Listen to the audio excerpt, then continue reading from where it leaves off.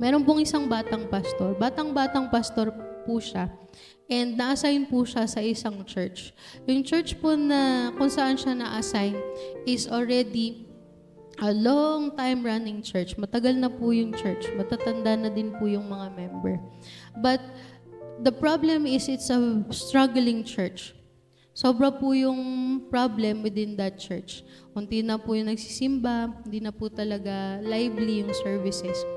And so, being batang pastor, kakagraduate niya lang po from Bible school, he did everything. He tried to do everything na napag-aralan niya from the Bible school. Every strategy, every plan, everything that he learned from the Bible school to do as much as he could para matulungan yung struggling church. But nothing helped. So one day, nag-post po siya sa Facebook page ng church. Sabi niya, there's a funeral service this Sunday.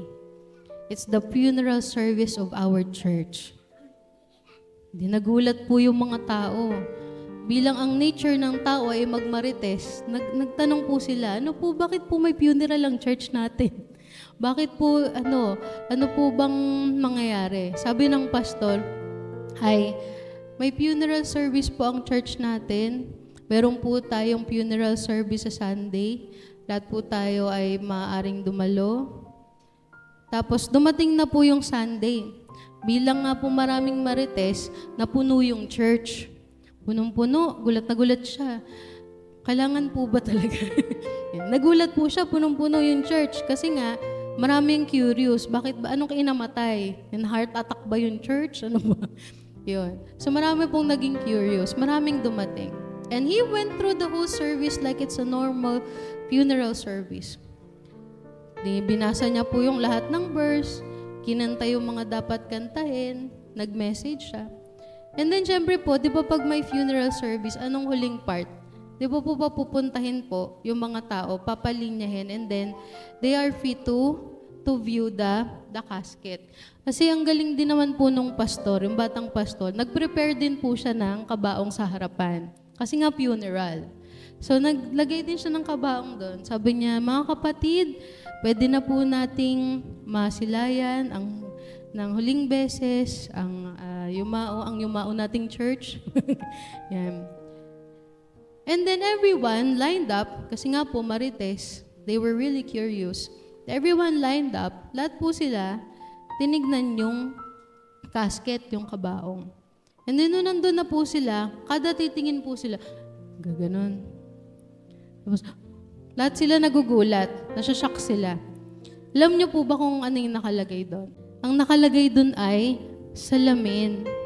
So, nung pagkaganon nila, nakikita nila yung sarili nila. One thing that we have to remember is that we are the church. Tayo po yung church. Opo, kaya sila nagulat kasi pagkakita nilang gano'n, it is us. It is me. Yeah. Kasi po, the struggling church, they were losing their purpose na po of going to the church. Nawala na po yung reason kung bakit sila napupunta sa church. And the young pastor, reminded them that you are the church. Hindi yung building, hindi yung maganda nating semento, hindi yung maganda nating pulpit. It's not the things inside the church, but it's all the believers na tinanggap ang Panginoon, that have chosen to follow Christ. The pastor reminded everyone that the church is not the building, it is the body of Christ, a community of believers brought together by Jesus Christ and His gospel. The health and life of the church is dependent on the health and the life of the congregation. The early church reminds us that we are called to stand together as one heart and mind, unique people that are called to proclaim and portray the gospel while giving to and caring for one another.